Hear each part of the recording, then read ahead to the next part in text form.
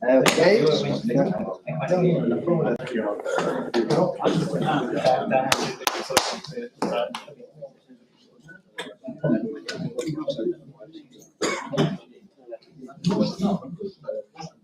Okay, now we have Gerardo Morsella from round 2. Who will speak about superselection structure, renormalization group, building on Roberto. Gerardo, please. Thanks a lot. Of course, I'm glad to be have the opportunity to be here in this new institute. So I was told that this should be introductory lecture, so I will try to keep it very basic. Hopefully not too basic. I hope you are not bored. So yes, the plan is to talk about superselection theory, DHR superselection theory. So up to now, we have seen from Roberto's lectures what the structure is in lower dimensions. So in one and two dimensional, essentially conformal theory. Now I will focus on higher dimensional theory, not necessarily conformal. Which came before, actually. So this was the starting of algebraic quantitative theory in the 70s. So maybe the order is a bit awkward, but okay. Hopefully it's understandable anyway. So, but before going to superselection theory, which will be the subject of the next lecture, I will just give an introduction to the basic axioms and basic results of algebraic quantitative theory with some examples. So I take M is in Minkowski space, 1 plus x dimension, with the metric as the signature 1 minus 1 minus 1.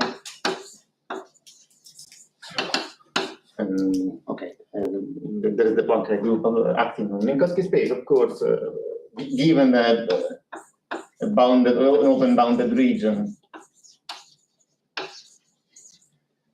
with a not bio prime, the space-like complement, so it's the set of all points which are space-like all points of O. This is the space-like complement of O. And okay, but then B plus and minus are the forward and backward like cone.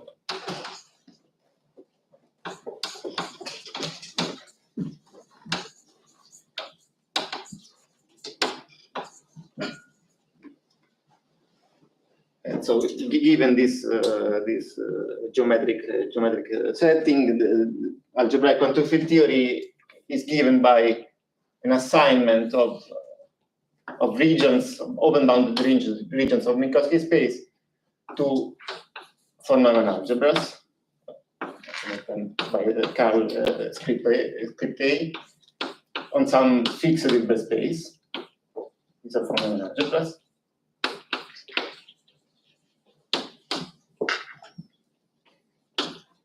Which satisfy the basic axioms that also Roberto listed on the circle here in Minkowski space. The first one is isotony. So if O1 is contained in O2, then the algebra O1 is contained in the algebra O2. Then there is the most important one, which is locality, which says that if O1 and O2 are space-like one from the other, then the corresponding algebra commute. Here, prime means the component of the von Neumann algebras.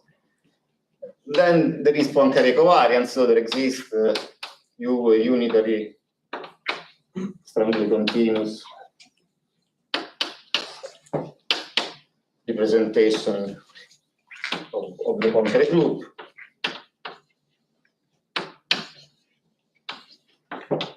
Such that U lambda A U lambda A star is equal to A lambda O plus A.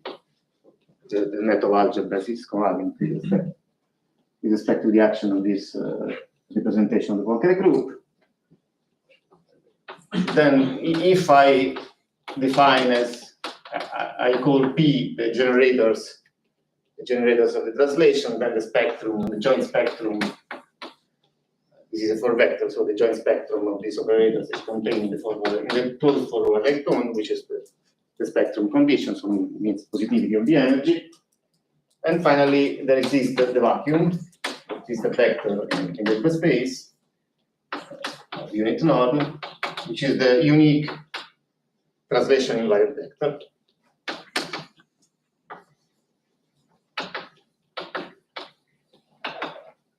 Which is cyclic for the algebra, for the union, for the sister algebra generated by all the fundamental algebra. Okay, which is the non-closure of the union of the laboratory. So these are the basic assumptions of quantum field theory, or algebraic quantum field theory. So some comments on these assumptions. So morally, when one comes from quantum field theory, so from physics, one has fields on a Hilbert space. Also, one asks what's the connection between fields and this algebra. And morally, the connection is that KO should be thought of as generated by bounded functions. So, for instance, exponentials of fields smeared with functions which are supported in. Here, phi of f is the smearing of the field phi with the function f. Phi is an observable field of the theory, and I smear it with a function. I get a closed operator, some kind of operator. I hope to be able to do the exponential, and so I can try to generate a fundamental algebra like that. This is not so simple in general. There are some problems. If you start from fields that satisfy the Whiteman axioms, it's not clear if the smearing gives you self-adjoint operators, so it's not clear if you can exponentiate them. Even if they are self-adjoint, it's not clear if you doing this you get really locality satisfied. So there are some technical problems which have to be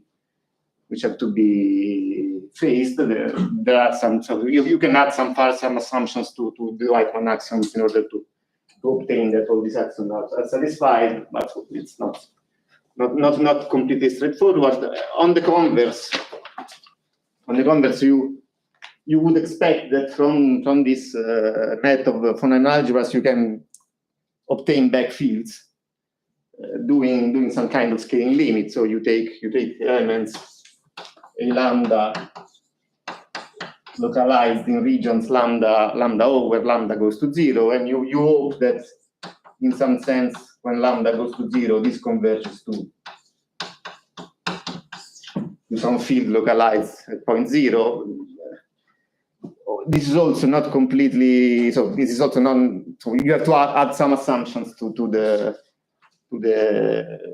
algebraic setting in order to obtain this. This can be done in some cases. So the assumptions are rather natural, but it's not automatic from these axioms. So there are some technical problems going back and forth from algebras to Whiteman axioms, but morally they are the same thing.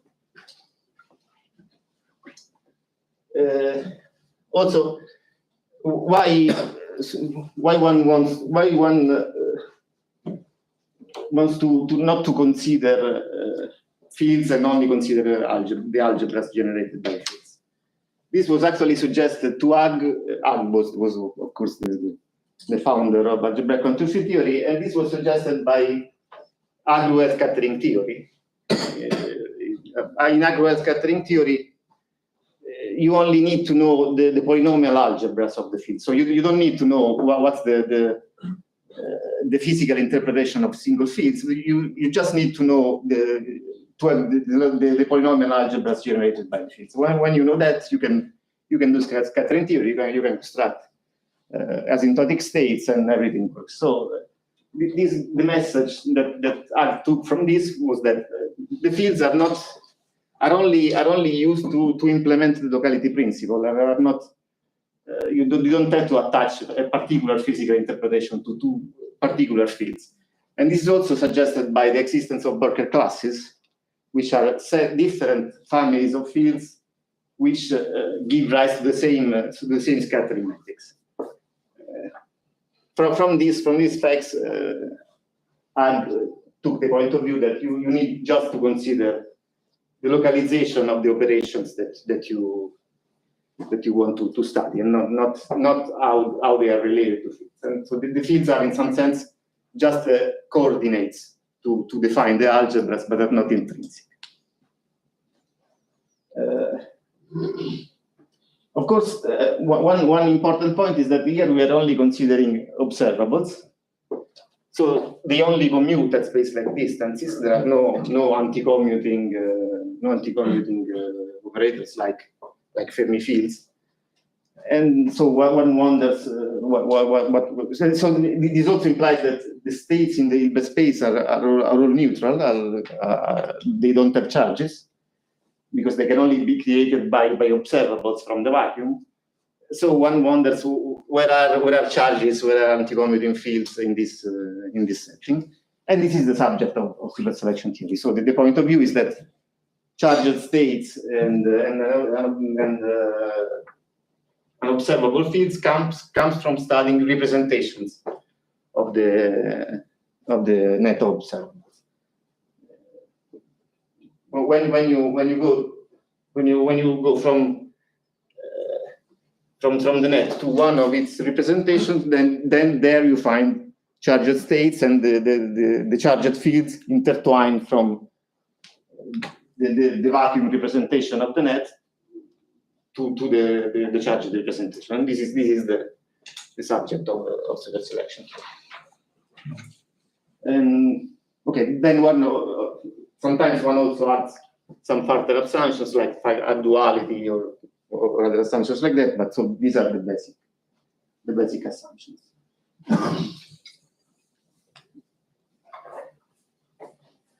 Okay, some simple consequences of these, but important consequences of these axioms, which were also mentioned yesterday by Roberto. So the first one is Reschiller theorem.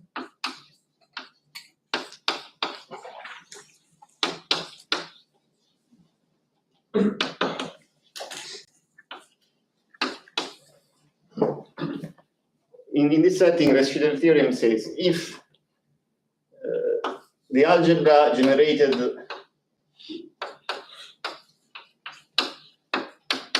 by the translation of any double cone is all B of H for any double cone O1. So I take any double cone, I translate it, and I generate the von Neumann algebra. I assume that the von Neumann algebra that I generate is B of H. Then omega is cyclic and separating, the vacuum is cyclic and separating for A of O, for any O such that the interior of O prime is non-void. If for any open bounded region, the vacuum is cyclic and separating if the interior of the space-like complement is different from the empty sector. And I want to just give a sketch of the proof because it's very simple.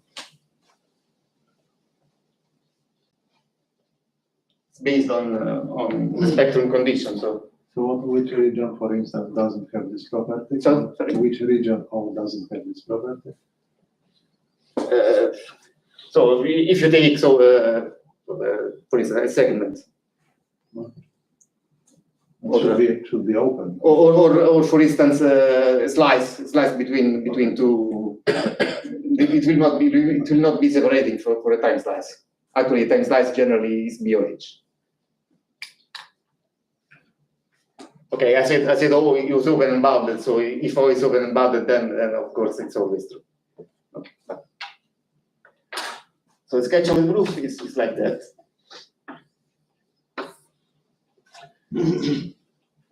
I take a vector which is orthogonal to this space. Then for all A in O1, where O1 has closure contained in O, I have that this scalar product is 0 for all x in a neighborhood of the origin.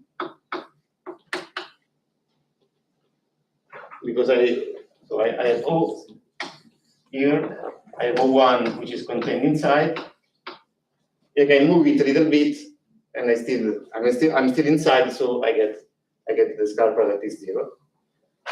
But then since spectrum condition holds, this function x goes into phi alpha x omega. Here phi x are the translations. The translation have positive generators, so this function is the boundary value of an analytic function on the when you take the imaginary part in the forward light cone.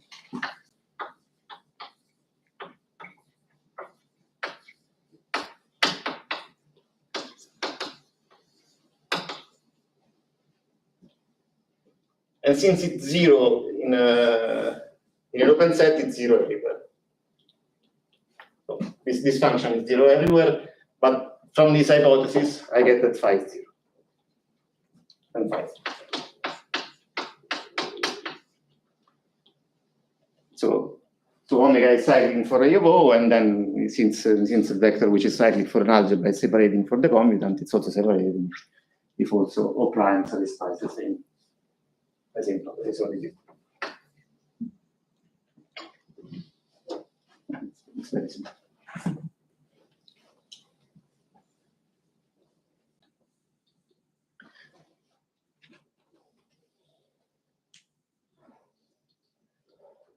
And of course, the immediate consequence of Schiller theorem is the existence of modular operators for the algebras of all double cones, of all bounded regions.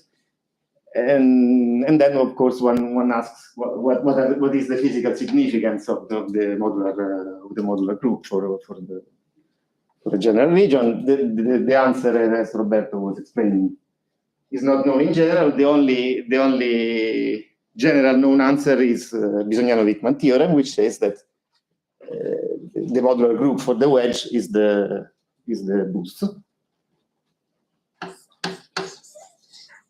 Bisognano-Wickman.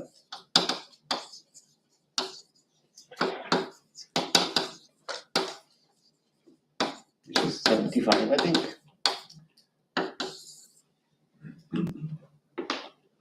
Says that if A is generated by Whiteman fields,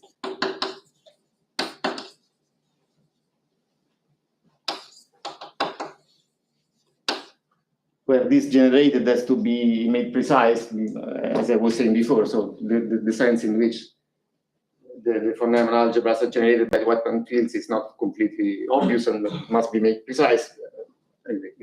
It's possible. Then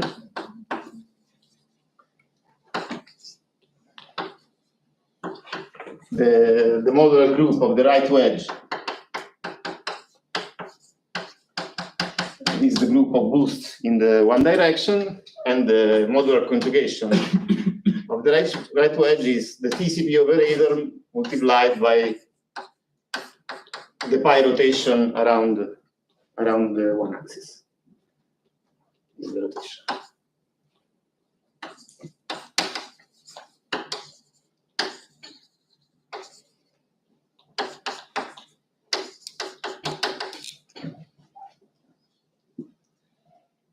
If the netto algebra is generated by Whiteman fields, that's the modular groups of the wedge, the modular group of the wedge. And since the idea of the proof is also simple, I would like just to sketch the idea of the proof.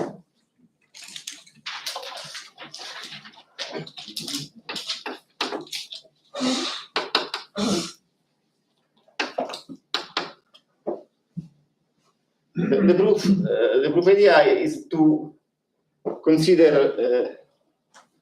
the analytic continuation of the proofs. So I can consider formally I can take the boost with a complex parameter, alpha plus I beta, and I could try to compute what's this. If I make a formal computation, this turns out to be u of cosine beta lambda alpha applied to x times u of I sine beta eta alpha, where eta alpha is a vector in the forward right cone if x is in the right wedge. Yeah, WR is this the right wedge, of course. This region of Minkowski space. This is x1.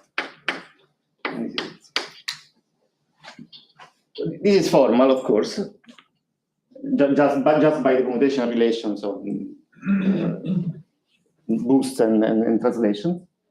But the point is that since this vector is in the forward light cone, and the generator of the translation is positive, this operator here, u of I sine beta eta alpha, is bounded if sine beta is positive. So this operator is bounded if beta is between 0 and pi.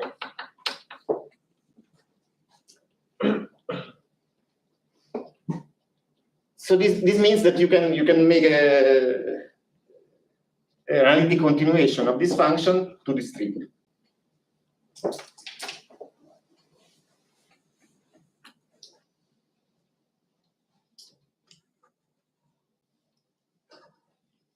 So the function s going to u alpha, u lambda s, ux, u lambda s star is analytic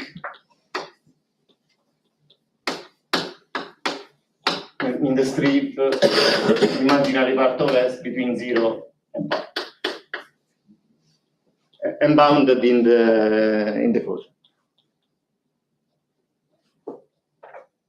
Moreover, if I take the pi rotation around the one axis and multiply it by lambda I pi and apply it to x, it is minus x, obviously. It's a simple computation. So this means that I can define the operator S, which is theta u r1 pi u lambda I pi. Using this analytic continuation, I can define that operator. And then I want to show that this is the Tomita S operator. And this also because S ux S minus 1 is equal to ux. Because of this relation and because I take the TCP operator here, here is TCP.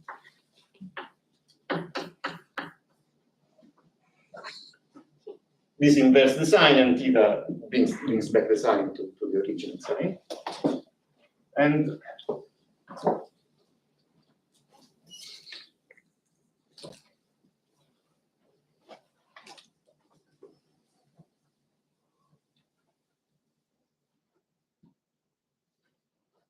And if phi is an observable field,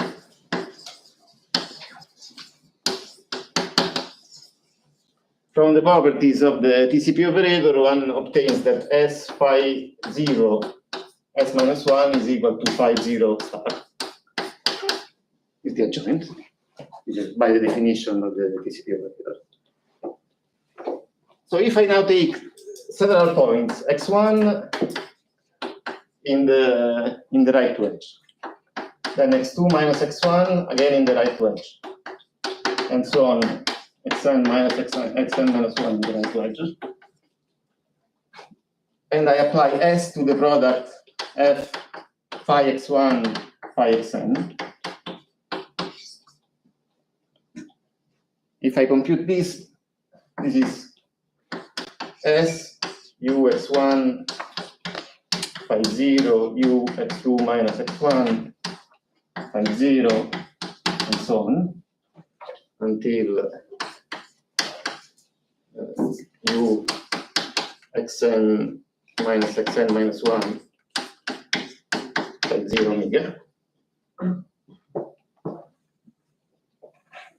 Then I can insert S times S minus 1 everywhere.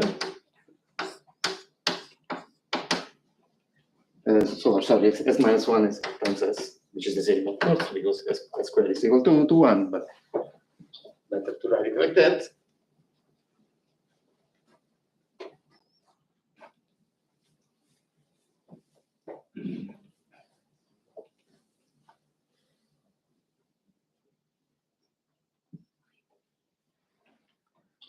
And then, because of that relation, I get, and of this relation, I get u x1 phi 0 star, u x2 minus x1, and so on. U xn minus 1 phi 0 star. Okay? Which is, of course, phi x1 star, phi xn star. But now all these points are space-like one respect to the other because of this assumption. They are all space-like. So I can interchange all these operators. So I get fx phi. So in the end, it's phi x1 phi xn star omega. And I must do the interchange because of the way in which I do the analytic continuation. So from what I wrote, it's not clear, but S is defined by the analytic continuation, by this analytic continuation, in which we have beta going to pi. And so when beta goes to pi, so this kind of this as a function of x1, xn is analytic when the imaginary parts of the difference are in the forward light cone. And then if one does the computation, one sees that in order to obtain the right boundary value here, the vector, the points have to be put in the reverse order with respect to this. Otherwise, you go to the boundary from the wrong point, from the wrong direction. And so this gives you that S of this operator applied to the vacuum is the star of that operator applied to the vacuum for these configurations of points. Then one uses analyticity to extend this to all points in the right wedge, and then one has to show that these vectors are a core for the Tomita operator. In the end, one obtains that S is the Tomita operator. So S A omega is A star omega for all of it. In the image. Of course, to show that these vectors are a core means that you use the right definition of that the net of algebras generated by the one field. So that's part of the assumptions. So this is the sketch of the proof. But this is the only, as Roberto was saying, this is the only case in which we know the action of the modular group in general. So for other regions, there is no, essentially there is no possibility to have a geometrical action unless the theory is conformal, because one can show that if the action is geometric, it must be a conformal transformation, because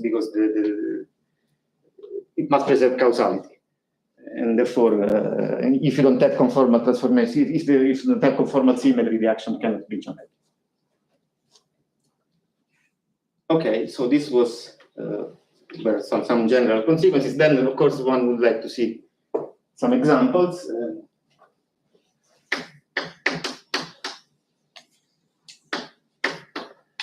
course, the obvious examples are free theories. I will just say something about free theories. So the free Gordon field. To define the Gordon field, one can start, for instance, there are several ways, but so one can start from solutions of the Gordon equation. So phi is a smooth solution of the Gordon equation, box plus n squared phi equals 0, with compactly supported Cauchy data. So phi 0 and d naught phi 0 compact support.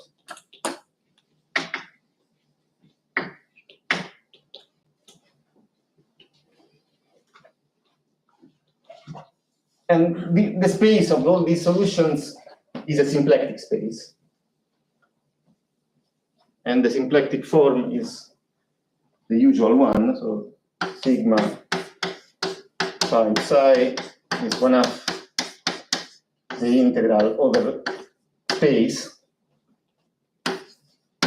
of phi with 0 psi minus the 0 phi psi. This is the symplectic form.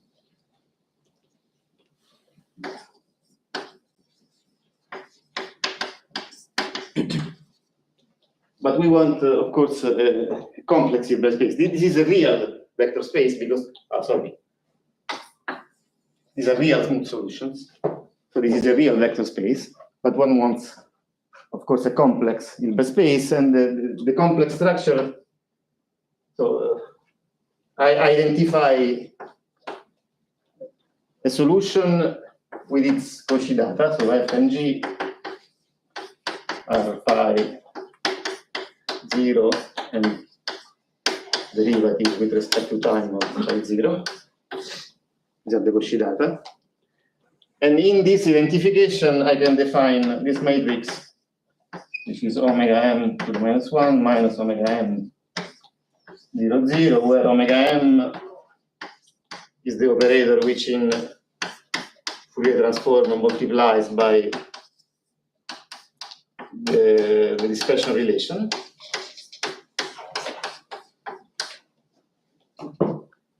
I can define an operator in the space of Cauchy data like that.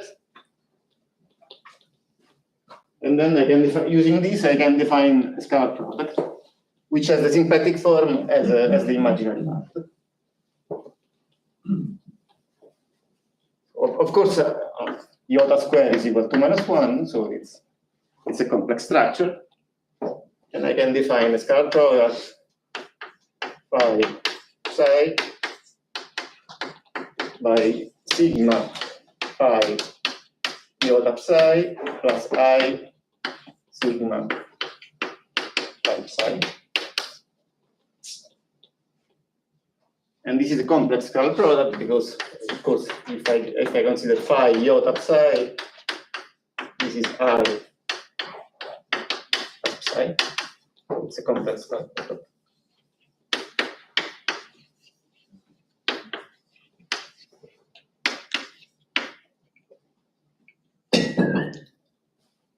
And so I can complete the space of solutions of the Gordon equation with respect to this complex scalar product, and I get an Hilbert space. The completion of the solution of the space of solutions with respect to this scalar product. And then so if I take a region in region B in the tree space, and I consider its causal completion, so OB will be B double prime. This is a region in Minkowski. I can define H of lambda of B plus A like the space of in which I consider all solutions of the Gangordo equations such that the Cauchy data are supported in B,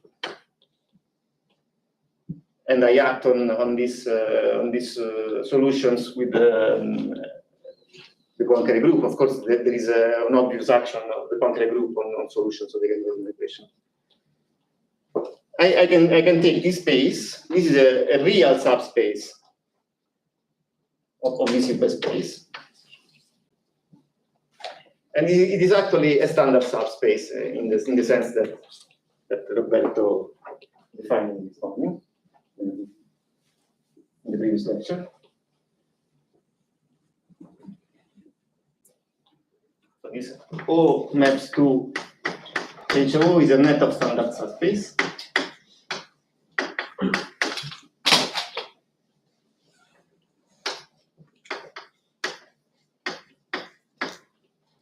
Of standard subspaces, and then I can do second quantization. So A of O will be, by definition, the second quantization phenomenon associated to this net of standard subspaces, which is, as you may recall, is the algebra generated by the value operators associated to the functions, the elements of this standard space.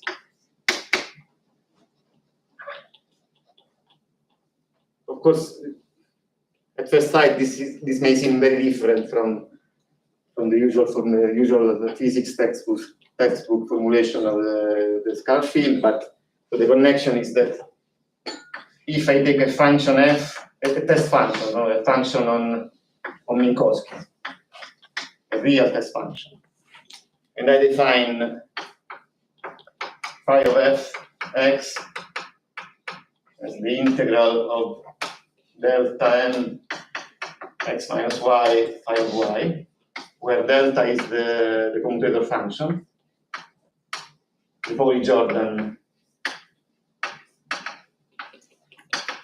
commutator function, then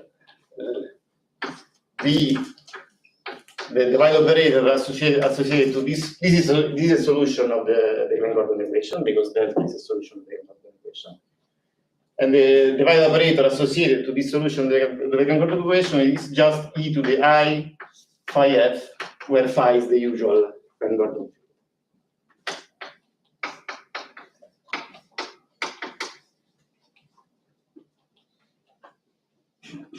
The usual field that you find in physics, textbook.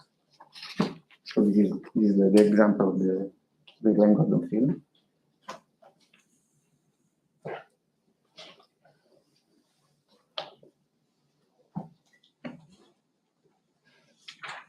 Of course, another example is the Dirac field, which can be obtained more or less in the same way. So the Dirac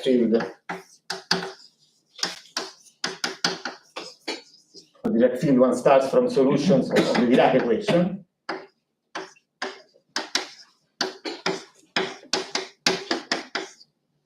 One takes solutions of the Dirac equation. These are, of course, spheres. And one then defines so one has a complex structure also on the, I will not write formulas, but also one also has a complex structure on the space of these solutions. One can define as a scalar product, so one gets a complex Hilbert space, and one gets a net of standard subspaces again. So Is the real subspace in this case? Sorry? What is the real subspace of this complex space? It's the same as before. Of course, one has to use the right notion of Poincare, the right Poincare action on the solutions, such that the support of the Cauchy data, which in this case is just the value of the function at time zero, because the equation is first order, is contained in in this B. This is a real subspace, which is again a standard subspace, and so again one defines a von Neumann algebra, which I denote by f of O, for reasons which will become clear in a moment, by so one takes 1 over square root of 2 a of phi plus a of phi star.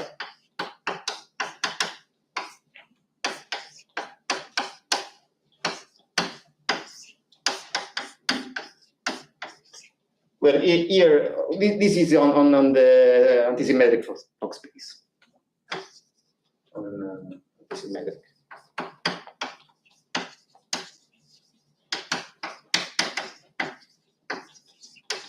And there's an antisymmetric Fock space built on the Hilbert space of the solutions of the equation. Double comment. This is not a net of a local net of von Neumann algebra because, of course, when you take O1 and O2 space like separated, they don't Fermi fields do not commute but anti-commute. So this is twisted local. So it's not a net of observable algebras, but one has a U1 symmetry.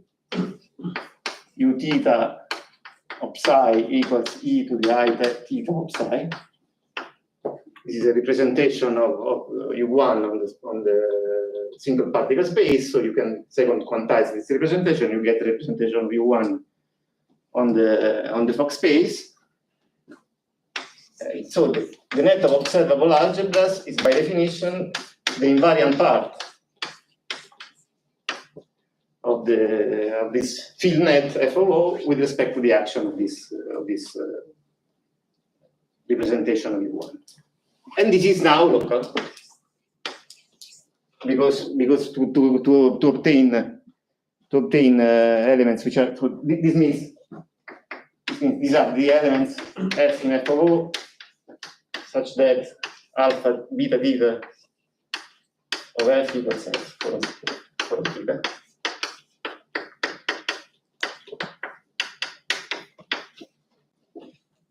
These are the invariants. Yes. Isn't it enough to have Z2 invariant states? Yes, you could use you could take the Z2 invariant part and you get a bigger algebra. So that's relevant when you use Majorana. So you expect to have an electric charge. But if you just take the Z2 invariant part, you just get the charge which is one or minus one, which is not what you want. Of course, you could do that, but if you want to describe the electric charge, it's better to take the invariant part with respect to the U1 group. So the gauge group, the gauge group of QED is U1, not Z2. That's why. So as I was saying, since these elements must be invariant with respect to this action, to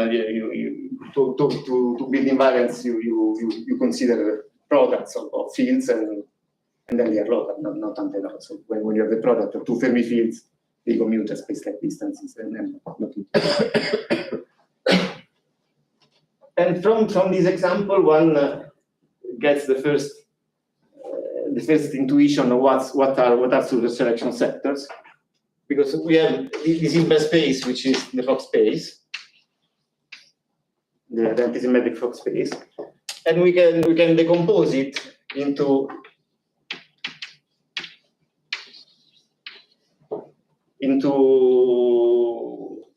entire sum of spaces which are the eigenspaces of the generator of the UN group. So U theta is e to the I theta q, and I decompose according to the spectrum of this operator q, which is integer. And then I can consider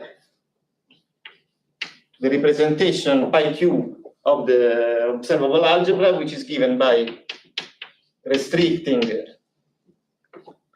the elements to these Hilbert spaces.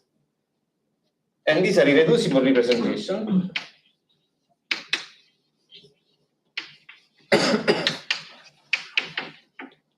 Of A for the different Qs. All these representations are reducible, and they are inequivalent. When you change Q, you get inequivalent representations. But if you restrict them to algebras of the space-like complements of a bounded region, they become equivalent. They are inequivalent. So pi Q1 and pi Q2 are inequivalent.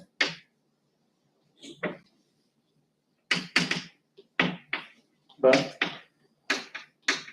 pi Q1 restricted to A of prime is equivalent to pi Q2 restricted to A for all O prime bound.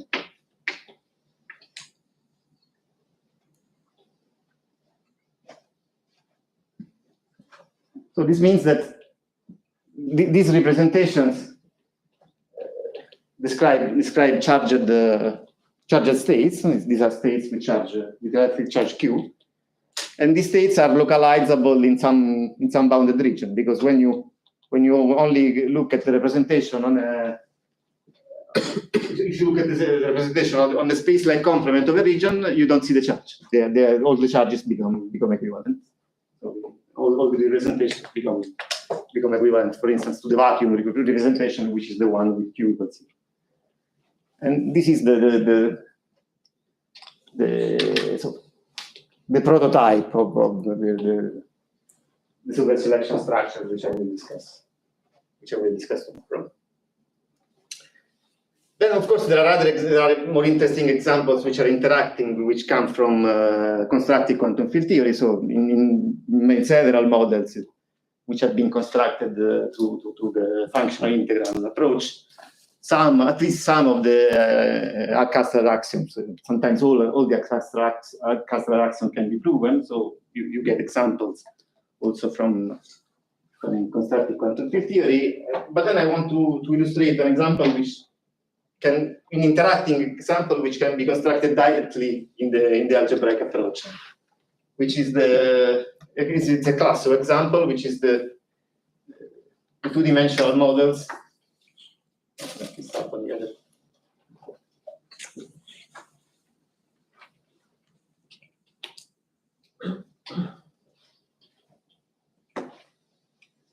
I don't have much time, but two-dimensional models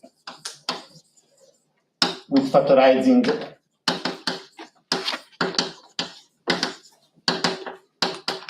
S1 place. So this means these are models in which you have an S matrix which is a product of two particles S matrices. So the only interactions are 2 by 2, so two particles going into particles, and the others are compositions of this kind of interaction. And these are fixed by a function S, which is a function from this strip. You see, which is analytic in the interior.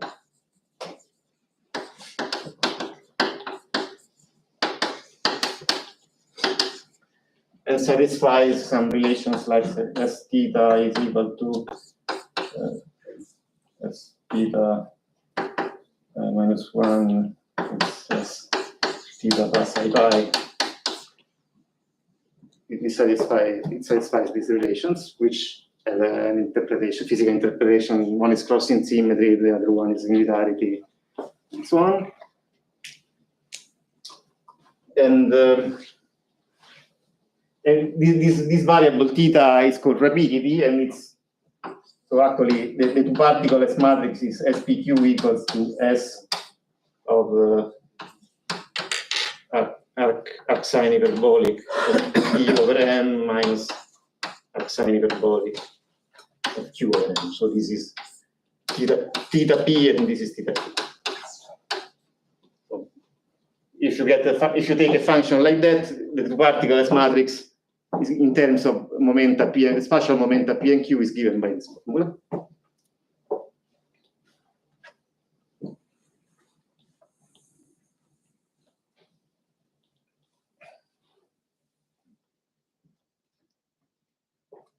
And so the construction of the model starts from the one particle in the space, which is L2 of R with the Lorentz invariant measure.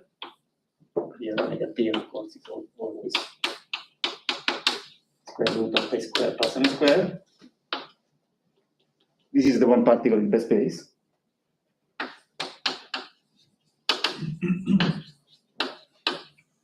But then instead of taking the usual symmetric or antisymmetric Fock space, one takes the S-symmetrides or the S-symmetrides Fock space, which means that so I consider functions a representation. So sigma j is a transposition in the permutation group. And I consider the representation which acts like spj plus 1 spj times psi of phi 1 phi j plus 1 phi j phi n. This is a representation. It's a unitary which represents the transposition of pj and pj plus 1. From this transposition, I can build the representation of the symmetric group on n places, and I can symmetrize or anti-symmetrize, or I can symmetrize the tensor product of the one particle space with respect to this representation. So I consider the S-symmetric Fock space, which is the direct sum for n going from 0 to plus infinity of Pn applied to the n-fold tensor product of the one particle space, where Pn is the S-symmetrizer.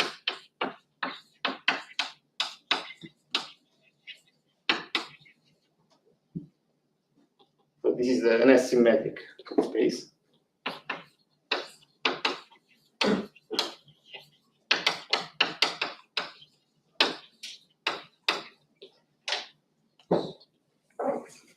And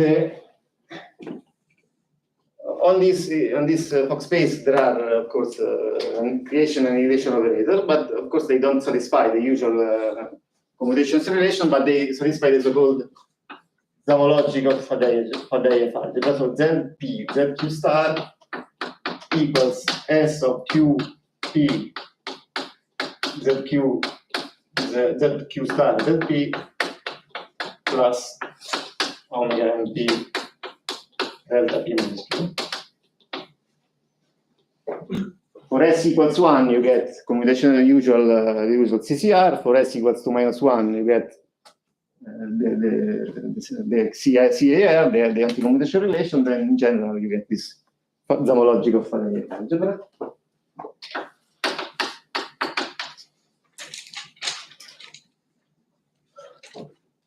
And I can use these operators to build a field just like I do for the 3D. So phi of x will be the integral of Zp e to the minus I omega np p minus p minus px1 plus a Newton conjugate.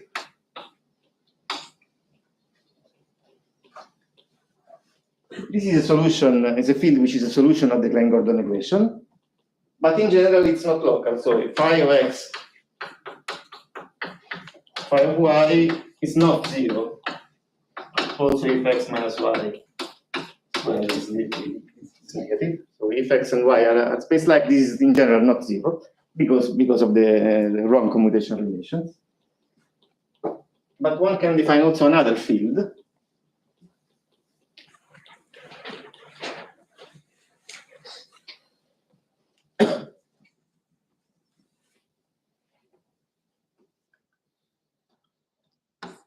phi prime of x, which is defined as j phi minus x j, where j is the operator which interchanges all the momenta and takes the complex conjugate, which is going to be to meta j, of course. I define this new field, and what one finds is that phi of x, phi prime of y is 0 if x is here and y is here. So if y is in the right wedge translated into x. Here I'm in two dimensions. I'm only 2 dimensions. So you can interpret this by saying that phi of x is localized in a left wedge. It's localized here. And phi of y is localized here.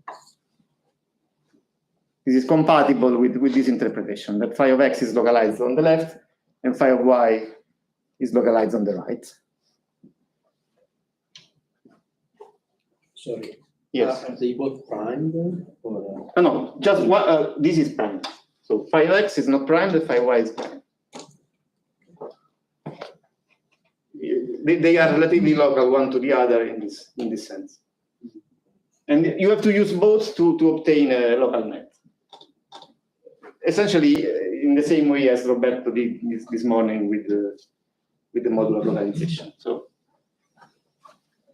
one can use these two fields to define algebras of wedges.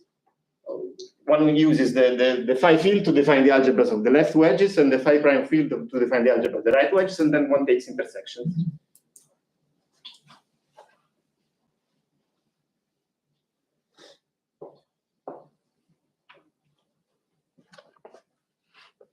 So the theorem here, which was proven by Lechner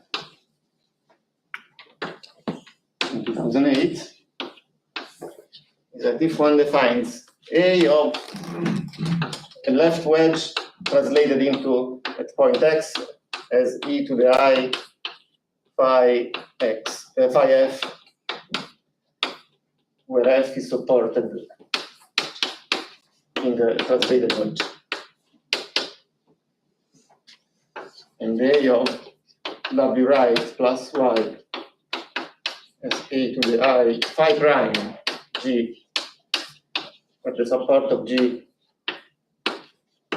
is in the cross wedge. And then one takes x here, y here, and consider the region which is the intersection of the left wedge with apex in y and the right wedge with apex in x. I call this region O, and I define A of O as A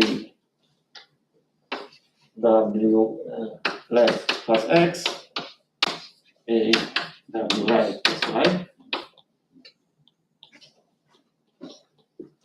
Then one obtains a local net of unknown algebras.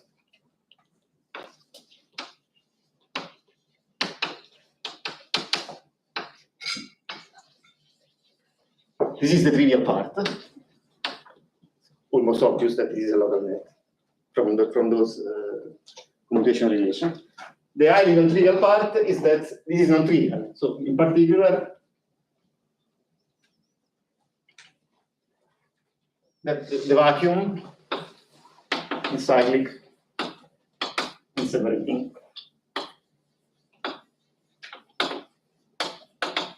for the algebras AO. For all the algebras AO. So in principle, this could be just the multiples of the identity. Instead, it's a big algebra which has the vacuum as a cyclic and separating vector. And moreover, you can do scattering theory in this of this net, and you get the original S matrix. So the S matrix is the one which is defined by the function S from which we started. So this solves the inverse scattering problem for that kind of S matrix, which include, for instance, the Sinch-Gordon model. The Sinch-Gordon model is included in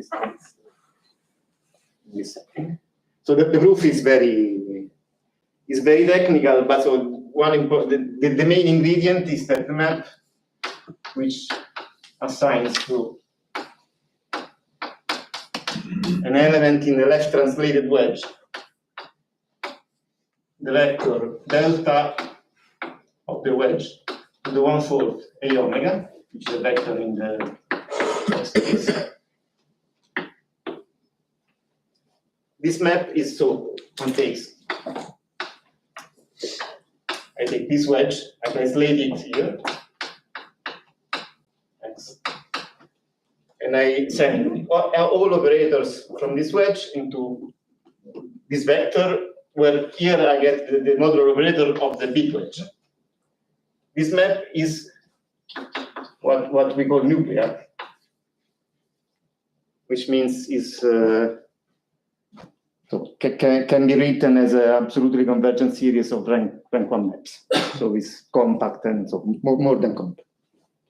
So essentially, these spaces are small, are essentially finite dimensional. So modular theory also enters in this, and then so one has to prove this. When one has proven this, the cyclicity of the vacuum follows very easily.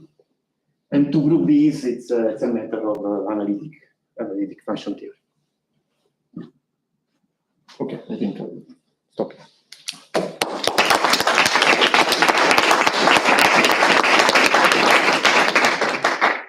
Is there any question for Gerardo? So this delta there is the modular operator corresponding to the omega. Yes, the vacuum and the left wedge. Question? Which is given by Lorentz transformation. It's the usual Bisonian-Lichtman. So you know that operator because it's Bisonian-Lichtman. For Dirac spinors, is there some similar model? Yeah, it's the one that I. This is scalar. So for this one, no, not no. There are some generalization for the sigma model. Which is more interesting, but much more difficult, and I don't think it's complete. So I don't think that the proof that the vacuum is cyclic and separating is complete for the sigma model. But something can be done. Okay, so let's thank Gerardo again, and see you this afternoon with Stefan. Gerardo will continue tomorrow morning. No, Thursday, I think. Thursday, yeah, tomorrow is only morning, and then Thursday.